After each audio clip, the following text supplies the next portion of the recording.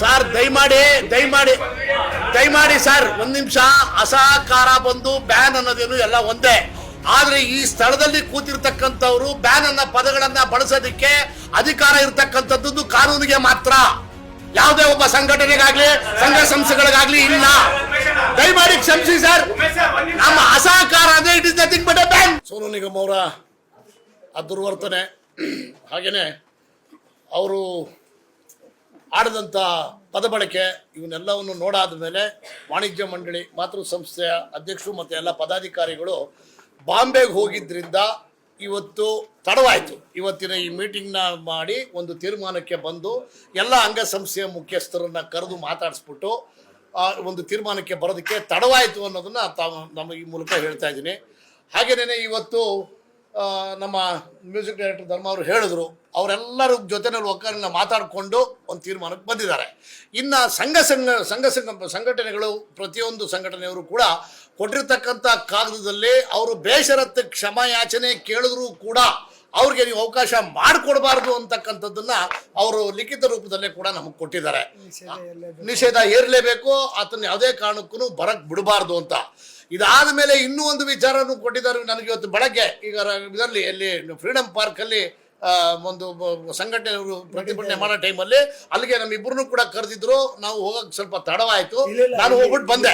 ಇದನ್ನ ಮುಗಿಸ್ಕೊಂಡು ಅಲ್ಲಿಗೆ ಹೋಗ್ಬೇಕು ಅಂತ ಹೋಗ್ಬಿಟ್ಟು ಬಂದಿದ್ದೀನಿ. ಅವರು ಏನು ಹೇಳ್ತಾರೆ, ಒಂದು ಎಚ್ಚರಿಕೆ ಗಂಟೆಯನ್ನ ಎಲ್ಲ ಪ್ರತಿಯೊಂದು ಕಾಲೇಜು ಮತ್ತೆ ಈ ಸಂಘ ಸಂಸ್ಥೆಯವ್ರಿಗೂ ಕೂಡ ನೀವು ಕಾಗದ ಬರೀರಿ. ಯಾವುದೇ ಕಾರಣಕ್ಕೂ ಅವರು ಇಲ್ಲಿ ಹಾಡುಗಳು ಹೇಳೋದು ಬಿಟ್ಟು, ಚಿತ್ರಗಳಲ್ಲಿ ಹಾಡು ಹೇಳೋದನ್ನ ಬಿಟ್ಟು ಬೇರೆ ಯಾವುದೋ ಇವೆಂಟ್ಗೆ ಬಂದ್ರಲ್ಲ ಮೊನ್ನೆ, ಆ ಥರ ಇವೆಂಟ್ಗಳಿಗೂ ಕೂಡ ಅವ್ರು ಬರಬಾರ್ದು ಅಂತಕ್ಕಂಥ ಒಂದು ಒತ್ತಡವನ್ನು ಕರೀಲೇಬಾರ್ದು ಅನ್ನೋದನ್ನ ನೀವು ಪೊಲೀಸ್ ಕಮಿಷನರ್ಗೆ ಒಂದು ಕಾಗದವನ್ನು ಕೊಟ್ಟು, ಹಾಗೆಯೇ ಸರ್ಕಾರಕ್ಕೂ ಕೂಡ ಒಂದು ಕಾಗದವನ್ನು ಕೊಟ್ಟು, ಎಷ್ಟೋ ಸರಿ ಸರ್ಕಾರದವರು ಕೂಡ ಕರೆದಿದ್ದಾರೆ ಕೆಲವು ಇವೆಂಟ್ಗಳಲ್ಲಿ, ಸರ್ಕಾರನೂ ಕೂಡ ಕರೆದಿದೆ. ಸರ್ಕಾರಕ್ಕೆ ಮನದಟ್ಟಾಗ ಹಾಗೆ ತಾವು ಕಾಗದವನ್ನ ಬರೆದು ಯಾವುದೇ ಕಾರಣಕ್ಕೂ ಅವರು ಕರ್ನಾಟಕದಲ್ಲಿ ಬರಬಾರ್ದು, ಸಿನಿಮಾಗಳಷ್ಟೇ ಅಲ್ಲ ಪ್ರೈವೇಟ್ ಈವೆಂಟ್ ಅಲ್ಲೂ ಕೂಡ ಅವರು ಹಾಡುಗಳನ್ನ ಹಾಡಿಸ್ಬಾರ್ದು ಅನ್ನೋದನ್ನ ನಮ್ಮ ಮೇಲೆ ಒತ್ತಡ ತಂದಿದ್ದಾರೆ. ಸೊ ಆ ಒತ್ತಡಕ್ಕೆ ಇವತ್ತು ನಾವು ಅದೇ ಹೇಳ್ತಾರೆ, ತಡ ಆಯಿತು, ಎಲ್ಲರನ್ನೂ ಕೂರಿಸ್ಕೊಂಡು ಮಾತಾಡ್ಕೊಂಡಿದ್ದೀವಿ. ಮತ್ತೆ ಹಾಗೇನೇ ಆಡಿಯೋ ಕಂಪನಿಯವ್ರ ಜೊತೆನಲ್ಲೂ ಕೂಡ ಇವಾಗ ಆಲ್ರೆಡಿ ಲಹರಿ ವೇಲು ಅವರು ಮಾತಾಡಿದ್ದಾರೆ. ಇನ್ನೂ ಬಹಳಷ್ಟು ಜನ ಆಡಿಯೋ ಕಂಪನಿಯವ್ರ ಜೊತೆನಲ್ಲೂ ಕೂಡ ಮಾತಾಡ್ತಾ ಇದ್ದೀವಿ. ಅವರು ನೀವು ಏನು ಅಂತಿಮವಾಗಿ ತೀರ್ಮಾನ ತಗೊಂತೀರೋ ಆ ತೀರ್ಮಾನಕ್ಕೆ ನಾವು ಬದ್ಧರಾಗಿರ್ತೀವಿ ಅಂತಕ್ಕಂಥದ್ದನ್ನ ದೂರವಾಣಿ ಮೂಲಕ ನಮ್ಮ ಕಾರ್ಯದರ್ಶಿಗಳು ಮತ್ತೆ ನಮ್ಮ ಅಧ್ಯಕ್ಷರ ಜೊತೆನಲ್ಲಿ ಮಾತಾಡಿದ್ದಾರೆ. ನನ್ನ ಜೊತೆಲೂ ಕೂಡ ತುಂಬ ಜನ ಮಾತಾಡಿದರು. ಸೊ ಇವತ್ತಿನ ತೀರ್ಮಾನದ ಪ್ರಕಾರ ಇನ್ನು ಯಾವುದೇ ಕಾರಣಕ್ಕೂ ಅವರು ಬೇಷರತ್ತು ಕ್ಷಮೆ ಕೇಳುವ ತನಕ ಯಾರೂ ಕೂಡ ಅವರ ಜೊತೆಯಲ್ಲಿ ಯಾವುದೇ ರೀತಿಯಾದಂಥ ಸಂಪರ್ಕಗಳನ್ನು ಕೂಡ ಇಟ್ಕೊಳ್ಳಲ್ಲ. ಹಾಗೇನೆ ಮುಂದೆ ಅವರು ಬೇಷರತ್ತು ಕ್ಷಮೆ ಆಚರಣೆ ಮಾಡಾದ ಮೇಲೆ ಏನು ಅನ್ನೋ ಒಂದು ಪ್ರಶ್ನೆ ಬಂದ್ರೆ ಅದಕ್ಕೆ ಇಲ್ಲಿ ತುಂಬಾ ಇಂಪಾರ್ಟೆಂಟ್ ವಿಷಯ ಇರೋದು, ಅವ್ರು ಕ್ಷಮೆ ಕೇಳ್ಬೇಕಾಗಿದ್ರೆ ಮೊನ್ನೆ ವಿಡಿಯೋದಲ್ಲಿ ಕೇಳ್ಬೇಕಾಗಿತ್ತು. ಅಷ್ಟು ಅಂದ್ರೆ ಅವ್ರಿಗೆ ಜ್ಞಾನ ಇದ್ದಿದ್ರೆ. ಸೊ ಕೇಳಿಲ್ಲ ಅಂದ್ರೆ ಮುಂದಿನ ದಿನಗಳಲ್ಲಿ ಅವ್ರ ಅವಕಾಶ ಬೇಕು ಅನ್ನೋ ನಿಟ್ಟಿನಲ್ಲಿ ಕೇಳಿದ್ರೆ ಅದರಿಂದ ಒತ್ತಡದ ತೀವ್ರತೆ ಏನು ಬೇಕಾದ್ರೂ ಮಾಡಿಸುತ್ತೆ. ಮನುಷ್ಯನಿಗೆ 1 ನಿಮಿಷ 2 ನಿಮಿಷ ಒತ್ತಡ ಇರುತ್ತೆ, 4 ದಿನ 5 ದಿವಸ ಒತ್ತಡ ಇರಲ್ಲ. ನೀವು ಕನ್ಸಿಡರ್ ಮಾಡ್ಲೇಬೇಕು ಸರ್. ಈಗ ಇವತ್ತಿನ ಒಂದು ತೀರ್ಮಾನ, ಒಂದು ಹಂತದ ತೀರ್ಮಾನ ಆಗಿದೆ ಸರ್. ಮುಂದಿನ ದಿನಗಳಲ್ಲಿ ಏನ್ ಮಾಡಬೇಕು ಅನ್ನೋದನ್ನ ರೀತಿ ತೀರ್ಮಾನ ಆಗುತ್ತಿದ್ದು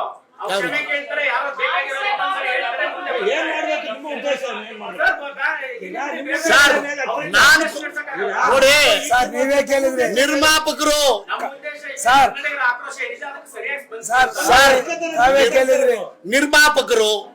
ಮಾತೃ ಸಂಸ್ಥೆ ತಗೊಳ್ತಕ್ಕಂಥ ತೀರ್ಮಾನವನ್ನ ಪ್ರತಿಯೊಬ್ಬರು ಪಾಲಿಸ್ತಾರೆ ಮುಂದಿನ ದಿನಗಳಲ್ಲಿ. ಆಮೇಲೆ ಇತ್ತೀಚಿನ ದಿನಗಳಲ್ಲಿ ಕಲಾವಿದರುಗಳು ತುಂಬಾ ಚೆನ್ನಾಗಿ ಬೆಳ್ಕೊಂಡಿದ್ದಾರೆ. ನಿಮ್ಮ ಮಾಧ್ಯಮಗಳ ಮೂಲಕನೇ ಹೊಸ ಪ್ರತಿಭೆಗಳು ತುಂಬಾ ಹೈಪ್ ಆಗಿದ್ದಾವೆ.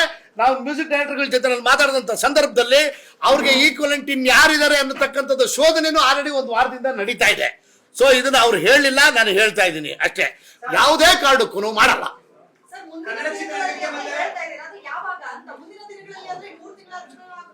ನಾಳೆನೂ ಆಗ್ಬೋದಲ್ಲ. As it is non cooperation madam. ಆಗಿದೆ ಅಲ್ಲ, ಈಗಲೇ ಏನಂತ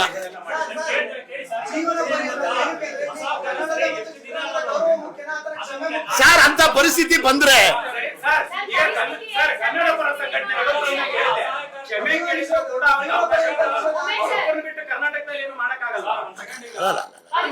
ಅಲ್ಲ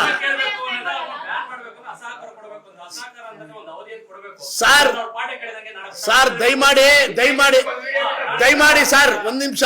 ಅಸಹಕಾರ ಬಂದು ಬ್ಯಾನ್ ಅನ್ನೋದೇನು ಎಲ್ಲ ಒಂದೇ. ಆದ್ರೆ ಈ ಸ್ಥಳದಲ್ಲಿ ಕೂತಿರ್ತಕ್ಕಂಥವ್ರು ಬ್ಯಾನ್ ಅನ್ನೋ ಪದಗಳನ್ನ ಬಳಸೋದಿಕ್ಕೆ ಅಧಿಕಾರ ಇರ್ತಕ್ಕಂಥದ್ದು ಕಾನೂನಿಗೆ ಮಾತ್ರ, ಯಾವುದೇ ಒಬ್ಬ ಸಂಘಟನೆಗಾಗ್ಲಿ ಸಂಘ ಸಂಸ್ಥೆಗಳಿಗಾಗ್ಲಿ ಇಲ್ಲ. ದಯಮಾಡಿ ಕ್ಷಮಿಸಿ ಸರ್, ನಮ್ಮ ಅಸಹಕಾರ ಅಂದ್ರೆ it is nothing but A ban ಅನ್ಕೊಳ್ಳಿ. ಸರ್ ಬ್ಯಾನ್ ಅಸಹಕಾರ ಪ್ರಶ್ನೆ ಮುಗೀತು. ನೀವು ಅಸಹಕಾರ ತೋರಿಸಿ ಇದನ್ನ ಒಪ್ತೀವಿ. ನಮ್ಮ ಉದ್ದೇಶ ಇಷ್ಟೇನೆ, ಒಂದ್ ಕ್ಷಮೆ ಕೇಳ್ಬಿಟ್ರೆ ಹಾಗಾದ್ರೆ ಮತ್ತೆ ಏನ್ ಲಾಭ? ಮುಂದೆ ಇದನ್ನೆಲ್ಲ ಅದನ್ನೇ ತೀರ್ಮಾನ ಮತ್ತೆ ಇನ್ನೊಂದು ತೀರ್ಮಾನ ಮಾಡ್ತೀವಿ. ಇದು ಎಲ್ಲಾ ರೆಕಾರ್ಡಿಂಗ್ ಕಂಪನಿಯವ್ರನ್ನು ಕೂಡ ಕರೆಸ್ತಾ ಇದೀವಿ. ಈಗ ತಾವೇನ್ ಕೇಳಿದ್ರಿ, ಬಹಳಷ್ಟು ಜನ ಮ್ಯೂಸಿಕ್ ಡೈರೆಕ್ಟರ್ಸ್ ಬಂದಿಲ್ಲ ಅಂತ ಹೇಳಿ ಕಾಲಾವಕಾಶ ಕೊಟ್ಟು ಅವ್ರನ್ನು ಎಲ್ಲಾರನ್ನೂ ಕರೆಸ್ತಾ ಇದೀವಿ.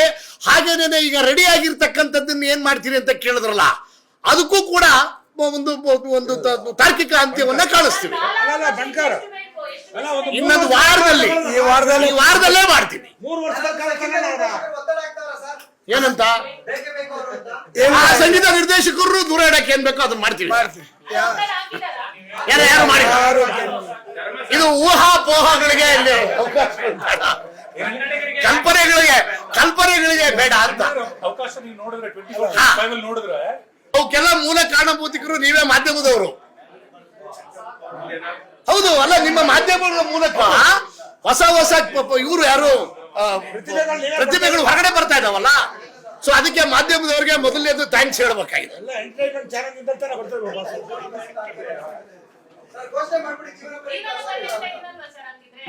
ಏನು ನಾಳೆ ನಾವಿರ್ತೀವೋ ಅನ್ನೋದನ್ನ ಹೇಳಕ್ಕಾಗಲ್ಲ ಮೇಡಮ್. ಜೀವನ ಪರ್ಯಂತ ಎಲ್ಲ ಮಾತಾಡಕ್ಕಾಗಲ್ಲ. ದಯಮಾಡಿ ಕ್ಷಮಿಸಿ. ಉದ್ದೇಶ ಇರೋದಿಷ್ಟೇ ಸರ್, ಒಂದೇ ಮುಗಿಸಿ ಸರ್. ಕೊನೆ ತನಕ ಅಂದ್ರೆ ಮುಂದಿನ ದಿನಗಳಲ್ಲಿ ಸೋನು ನಿಗಮ್ ಅವ್ರು ಇಲ್ಲದೆ ಇದ್ರು ಕನ್ನಡದ ಪ್ರತಿಭೆಗಳಿಗೆ ಅವಕಾಶ ಕೊಟ್ಟು ಆಡ್ಸ್ಕೊತೀವಿ. ಅವ್ರ ಅಸಹಕಾರ ಯಾವತ್ತು ಮುಂದುವರಿಯುತ್ತೆ ಅನ್ನೋದು ಯಾಕೆ ತೀರ್ಮಾನ ತಗೊಳಕ್ ಆಗ್ತಾ ಇಲ್ಲ. ನಾವು ಈ ವಾರದಲ್ಲಿ ಅದು ಒಂದು ತೀರ್ಮಾನಕ್ಕೆ ಬಂದೇ ಬರ್ತೀವಿ, ಅದನ್ನ ಮಾಡೇ ಮಾಡ್ತೀವಿ. ಮರೆಯೋವರೆಗೂ ಅಂದ್ರೆ ಏನ್ ನೀವು ಬಿಡ್ತೀರಾ ಸರ್? ನೀವು ಬಿಡ್ತೀರಾ ಮರೆಯೋರು? ನಮ್ಮನ್ನ ನಾವ್ ಮಾಡ್ತೀವಿ, ನೀವು ಮರೆಯಲ್ಲ. ಮರೆಸ್ಬೇಡಿ, ನಾವ್ ಮರೆಯಲ್ಲ.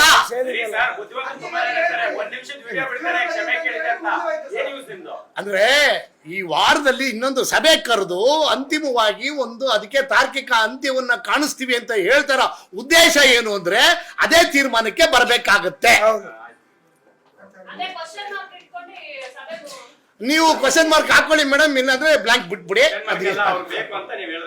ಇಲ್ಲಪ್ಪ, ಆತರ ಅದೇ ಹೇಳಕ್ ಸಾಧ್ಯ ಇಲ್ಲ. ಯಾರು ಅನಿವಾರ್ಯ ಇಲ್ಲ, ಚಿತ್ರರಂಗಕ್ಕೆ ಯಾರು ಅನಿವಾರ್ಯತೆನೂ ಇಲ್ಲ. ನಿರ್ಧಾರ ಇವಾಗ ಈ ವಾರದಲ್ಲಿ ಮಾಡ್ತೀವಿ ಅಂತ ಹೇಳಿದೀವಲ್ಲ, ಆಸ್ ಇಟ್ ಈಸ್ ಇವತ್ತು ತೀರ್ಮಾನ ತಗೊಂಡಿದ್ದೀವಿ. ಅಸಹಕಾರದ ನಿರ್ಧಾರ ಆಗಿದೆ. ಅವ್ರ ಲೈಫ್ ಅವ್ರಿಗೆ ಯಾವಾಗಲ್ಲ ಆಡಿಯೋ ಕಂಪನಿಯವರು, ಮ್ಯೂಸಿಕ್ ಡೈರೆಕ್ಟರ್ಸ್, ನಿರ್ದೇಶಕರ ಸಂಘ, ನಿರ್ಮಾಪಕರ ಸಂಘ, ರನ್ನಿಂಗ್ ಪ್ರೊಡ್ಯೂಸರ್ಸ್ ಯಾರ್ಯಾರು ಇವಾಗೆಲ್ಲ ಮಾಡ್ತಾ ಇದ್ದಾರೆ ಅಷ್ಟೋ ಜನನು ಕರೀತೀವಿ.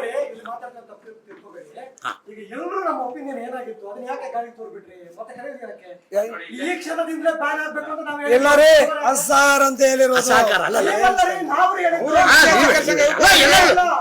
ಅಭಿಪ್ರಾಯ ಇದೆ. ನಮ್ಮ ಬೇಡಿಕೆ ಎಲ್ಲರೂ ಹೇಳ್ತಾರಲ್ಲ ಈಗ. ಹಾ ಎಲ್ಲ ಈಗ ಬಹಳ ಎಲ್ಲರೂ ಕಡೆಗೆ ತಗೋಬೇಕಲ್ಲ, ತಗೊಂಡು ಮಾಡೋಣ. ನಾವು ಇದನ್ನ ಹೀಗೆ ಗಾಳಿಗೆ ತೂರ್ಬಿಟ್ರೆ ನಮಗೆ ಇನ್ನಷ್ಟು ಅವಮಾನ ಎಲ್ಲರೂ ಮಾಡ್ತಾರೆ. ಬಿಡಿ ಸರ್, ಈಗ ನಿಮ್ಮ ಅಭಿಪ್ರಾಯ ಕರೆಕ್ಟ್ ಸರ್, ತಪ್ಪಿಲ್ಲ. ಸಜೆಷನ್ ಕೇಳಿದ್ರಿ, ಮಾತನ್ನ ಬಿಟ್ಟೇ ಬಿಟ್ರಿ. ನಿಮ್ಮ ಅಭಿಪ್ರಾಯ ಕರೆಕ್ಟ್ ಇದೆ, ನಿಮ್ಮ ನಿಲುವು ಅದೇ ಸರ್, ಎರಡನೇ ಮಾತಿಲ್ಲ. ಈಗ ನೀವು ಮಾಡ್ರಿ.